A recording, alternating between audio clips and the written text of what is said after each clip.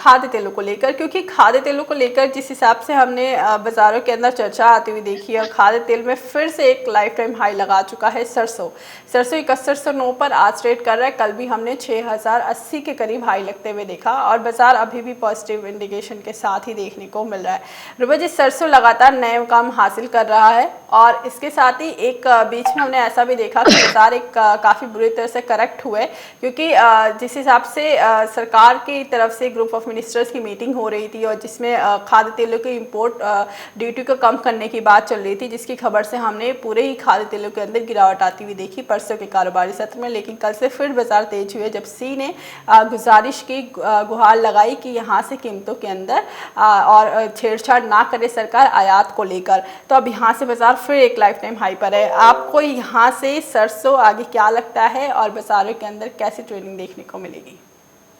निशा, देखिए, मैंने पहले भी कहा था जब बाजार गिर रहे थे, तब भी मैंने जी आपके बुलेटिन में ये कहा था कि घबराने की जरूरत नहीं है, तेलों के अंदर तेजी है, बल्कि खरीदारी के मौके ढूंढिए। आज आप देखिए एक बार फिर से जो सरसों है वो 6100 के पास जाती हुई नजर आ रही है।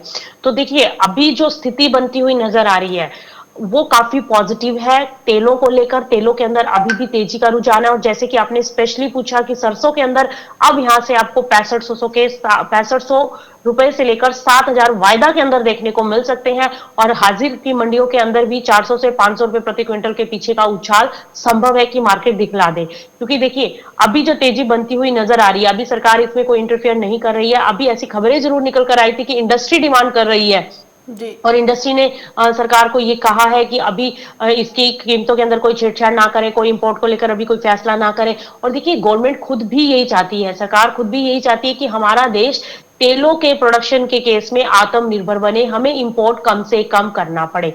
और अगर सरकार अपने इस उद्देश्य को पूरा करना चाहती है तो बिल्कुल उसको किसानों को मोटिवेशन देना होगा।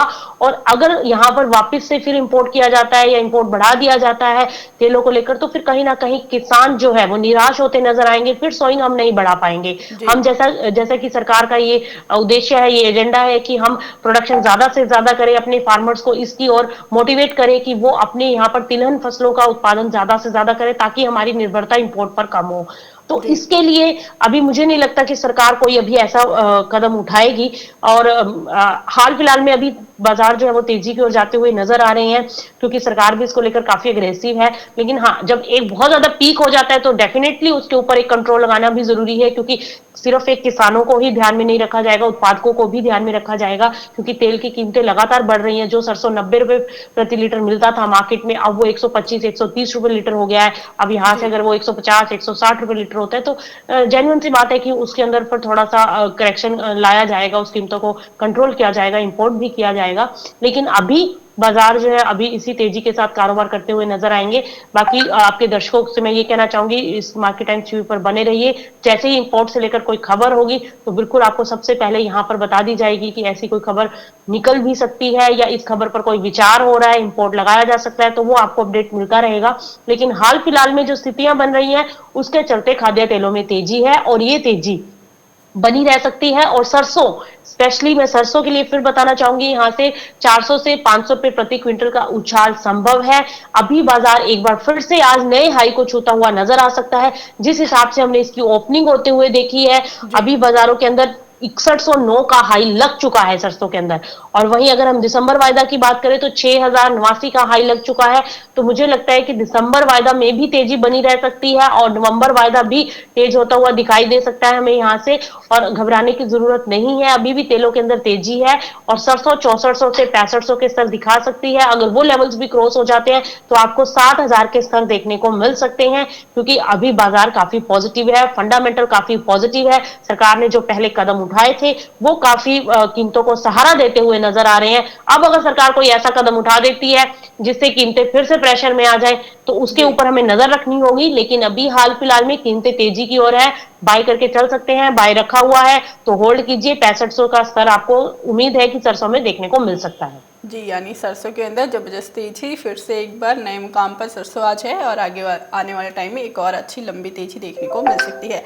इसके साथ ही सोयाबीन के कुछ दर्शक जुड़े हुए हैं हमारे साथ, जो लगातार सवाल पूछ रहे हैं सरसों को और सोयाबीन को लेकर। यहाँ पर राजेंद्र सिंह हैं हमारे साथ, जो सवाल जानना चाह रहे हैं। महावीर मालव है, जो सोयाबीन के आगे क्या स्थिति रहेगी उसके बारे में जानना चाहते हैं। और हमने काफ़ी अच्छी तेज़ी यहाँ पर सोयाबीन के अंदर आती हुई देखी। 4430 का एक बाजारों ने अब तक का सीज़न का हाई लगाया है और अब बाजार 4350 के इर्द गिर्द घूम रहे हैं।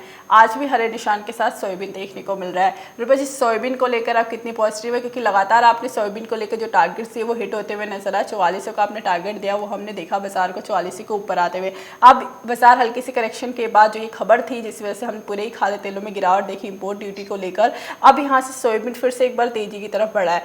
आपको कितना पॉजिटिव लगता है, सोयाबीन और अच्छी तेजी दिखा सकता है? निशा, देखिए सोयाबीन के अंदर भी तेजी का रुझान है। सोयाबीन का खुद का फंडामेंटल भी काफी सपोर्टिव है और अभी जो जी ये गिरावट देखने को मिली थी, क्योंकि व्यापारियों के अंदर ये डर का माहौल आ गया था। ट्रेडर्स को ये डर लग रहा था कि जिस तरीके से दालों के अंदर सरकार ने लाइसेंस खोल दिए इंपोर्ट को लेकर और प्याज को लेकर भी सरकार चौकन्नी हुई है, तो कहीं खाद्य तेलों के ऊपर भी ऐसा कोई डिसीजन ना आ जाए। तो इस जी वजह से एक दबाव बना था, एक डर का माहौल था, जिसकी वजह से दबाव देखने को मिला था। लेकिन निशा, अब यहाँ से आप देखिए वापिस से आज बाजार अच्छी रिकवरी दिखाते हुए नजर आ रहे हैं। हफ्ते का आखिरी कारोबारी दिन और एक रौनक के साथ आप कह सकते हो कि मार्केट खुले हैं तेजी के साथ, क्योंकि जिन लोगों ने पोजीशनें बनाई हुई थी और करेक्शन आ गई थी, वो लोग काफी डर गए थे कि अब बाजारों में क्या किया जाए, अब हम माल होल्ड रखें या निकाल दें। लेकिन आज उनके लिए एक राहत भरी ये बाजारों की शुरुआत हुई है। आज तेलों के अंदर तेजी है, क्योंकि काफी हमारे दर्शक थे जो पूछ रहे थे कि उन्होंने ऊपरी स्तरों पर बाय कर रखा है, अब वो क्या करें। तो अब उनके लिए राहत भरी खबर है, अब आज बाजार तेज है। तो इस तेजी के अंदर आपको ये सरसों के अंदर भी तेजी देखने को मिल सकती है और सोयाबीन के अंदर भी, क्योंकि सरसों में जो तेजी आ रही है उसका इम्पैक्ट हमें सोयाबीन और रिफाइंड सोया ऑयल के ऊपर भी देखने को मिलेगा।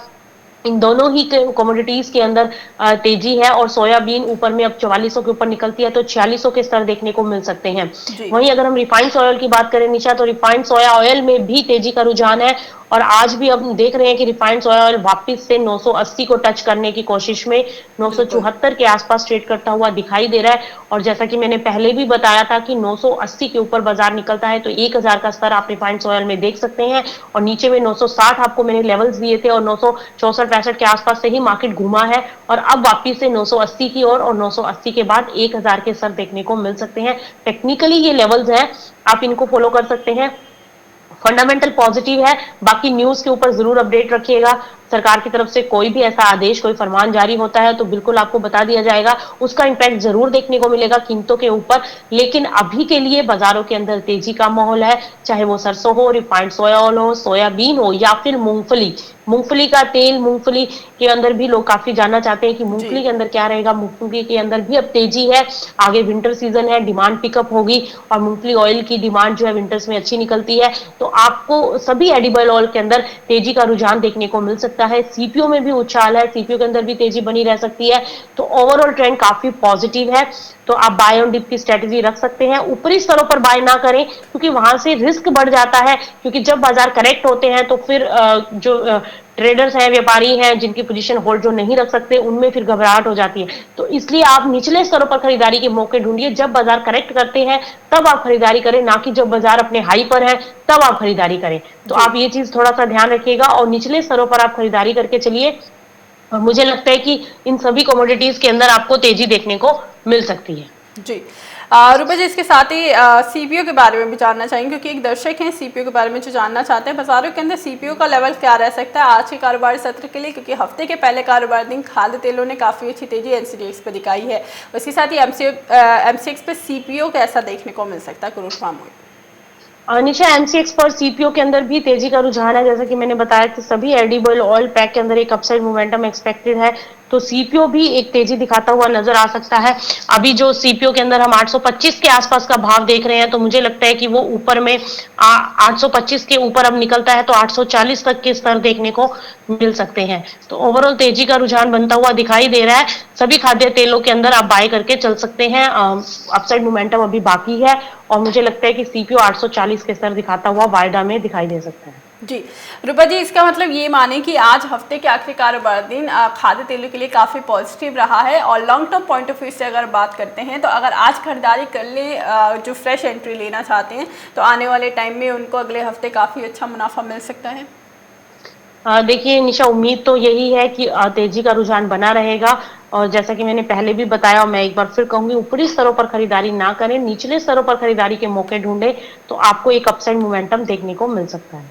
जी, यानी खरीदारी इसमें कायम रहेगी, बाज़ारों के अंदर अच्छा मुनाफा देखने को मिलेगा और यहाँ से सरसों सबसे अच्छी तेज़ी के साथ यहाँ पर खाद्य तेलों में परफॉर्म करता हुआ नज़र आ रहा है।